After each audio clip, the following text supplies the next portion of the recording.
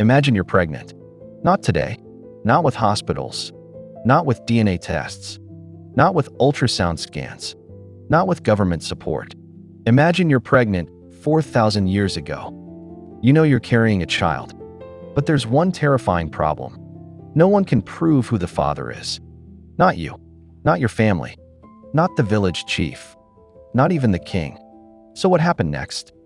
Did ancient societies reject women in this situation? Or have we misunderstood history for thousands of years?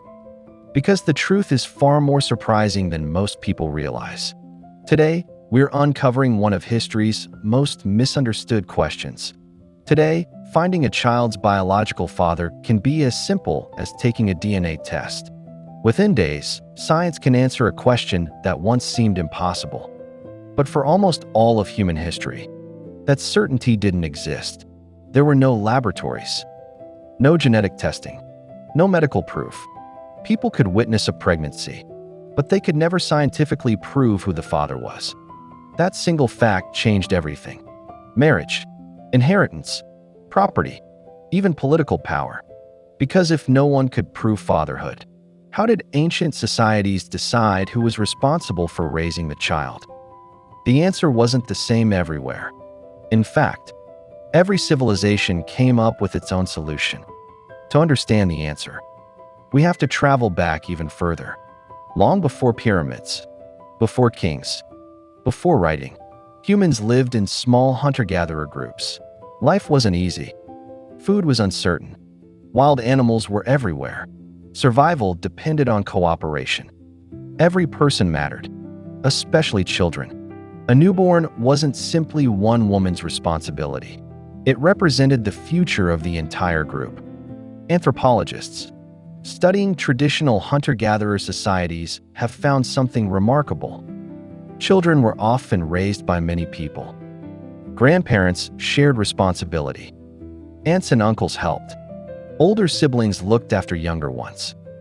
Sometimes, even unrelated adults helped care for children. Because in a dangerous world, keeping one child alive benefited everyone. Compassion wasn't just kindness. It was survival. But humanity didn't remain hunters forever. Around the world, people began settling down. Villages became cities. Cities became kingdoms. Farms replaced forests. Land became valuable. Wealth could finally be stored. And suddenly, children weren't only loved members of a family. They became heirs, future landowners, future rulers, future claimants to wealth. Now one simple question became incredibly important. Who has the legal right to inherit? For the first time in history, governments needed answers.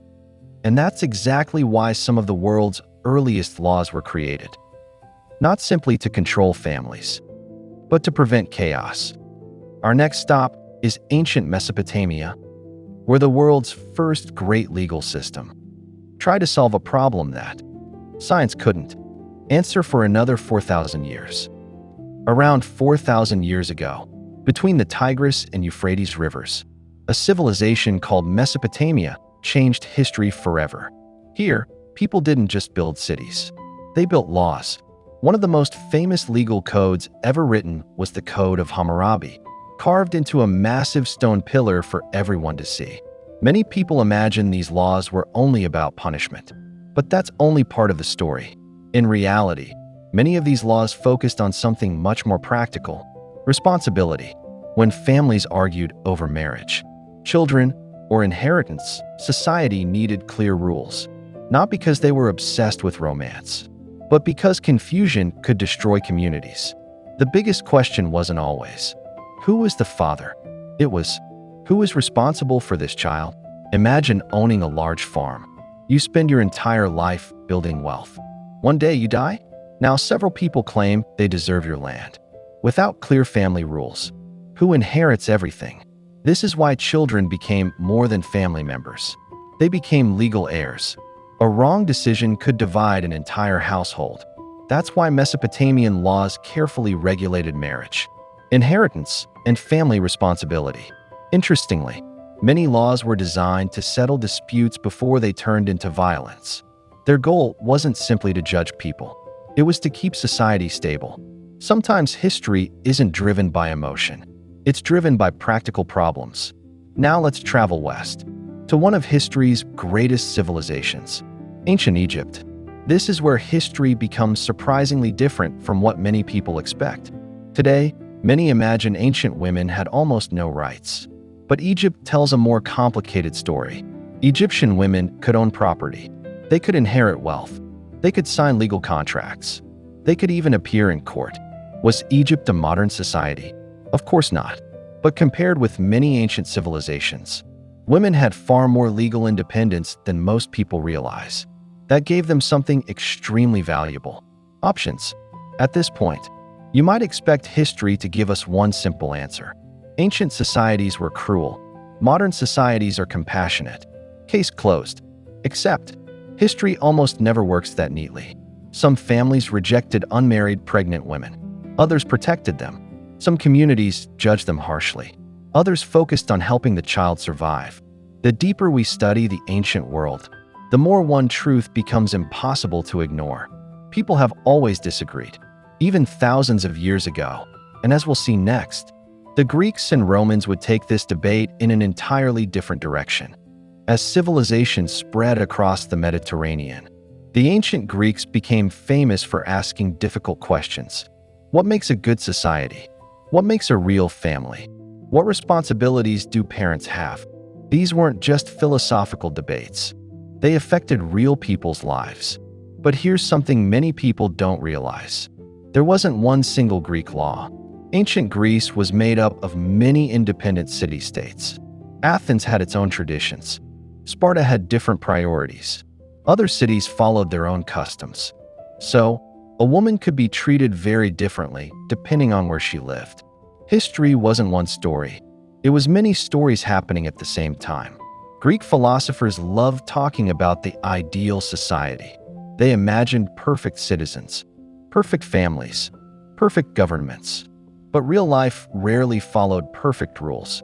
People fell in love. Relationships ended. Wars separated families. Men died in battle. Children were born under unexpected circumstances. So while philosophers debated ideals, ordinary people had to solve real problems. Who would raise the child? Who would provide food? Who would protect the family? Even then, reality was often stronger than theory. Then came Rome. If the Greeks loved philosophy, the Romans loved organization. They believed almost every problem could be solved with laws. Marriage had legal meaning. Family authority had legal meaning. Inheritance had legal meaning. Even a person's social status could affect their future. Romans cared deeply about legitimacy, not simply because of morality, but because property and family wealth had to pass to the correct heirs. Without clear rules, powerful families could fall apart. For Rome, order was everything. Looking back, it's tempting to think ancient societies all treated women the same way. But that's simply not true. Some women had strong family support. Others faced rejection. Some children were welcomed. Others struggled. In many cases, the outcome depended on one thing: the strength of the family around them. The more we study history, the clearer one pattern becomes. The question wasn't always, who was the biological father? The bigger question was, who was willing to take responsibility? And that question would continue into the Middle Ages, where religion, charity, and community would shape the answer in entirely new ways. As the ancient world faded, a new era began, the Middle Ages. Many people imagine this period as a time when every unmarried pregnant woman was automatically rejected. But once again, history is far more complicated. In many parts of medieval Europe, religious institutions helped the poor, the sick, widows, and orphan children. Extended families often stepped in to provide food, shelter, and protection. Not every community showed compassion. Some judged harshly. Some offered support. The response depended on local customs, religious beliefs, and the strength of family ties. History refuses to fit into simple stereotypes. While Europe was changing, another story was unfolding across the Islamic world. Cities like Baghdad, Damascus, and Cordoba became centers of learning and law. Family responsibilities were taken seriously. Charitable giving was encouraged, and helping vulnerable people was considered a social and religious duty. Families often played a central role in supporting mothers and children during difficult times. Of course, like every civilization, reality varied from place to place. Some people acted with compassion, others did not. No society was perfect, but one thing remained constant. Children were seen as a responsibility that society could not simply ignore. After thousands of years, one pattern becomes impossible to ignore. This story was never just about pregnancy. It was about responsibility. It was about family. It was about belonging. Every civilization faced the same difficult question. What should a society do when someone needs help? Some answered with kindness. Some answered with judgment. Most answered with something in between. The technology changed. The laws changed. The cultures changed. But the question never disappeared. Even today, we still debate who should help struggling parents, families, communities, or governments. The conversation has changed, but the challenge remains surprisingly familiar. Perhaps the greatest lesson history teaches us is this: the true character of any civilization isn't revealed by how it treats the rich, or the powerful, or the successful. It's revealed by how it treats the people who need help the most. A single mother, a vulnerable child, or anyone standing alone during life's hardest moments. History isn't only a story about the past. Sometimes, it's a mirror that reflects who we are today. And perhaps the most revealing thing about any civilization isn't how it treats the wealthy, or the powerful, or the people who fit perfectly within its rules. It's how it treats someone standing alone, carrying a future that cannot survive without help. For thousands of years, laws changed, empires rose and fell, religions spread, borders disappeared.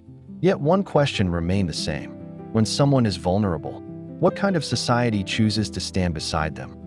History never gave us one universal answer. Some civilizations responded with compassion, some with judgment, most with something in between. And perhaps that's the greatest lesson of all, because this story was never really about knowing who fathered a child. It was about responsibility. It was about belonging. And ultimately, it was about what kind of people we choose to be. If you enjoy documentaries that challenge what we think we know about history, consider subscribing for more stories like this. Until next time, keep questioning the past, because sometimes the past explains the present better than we ever expected.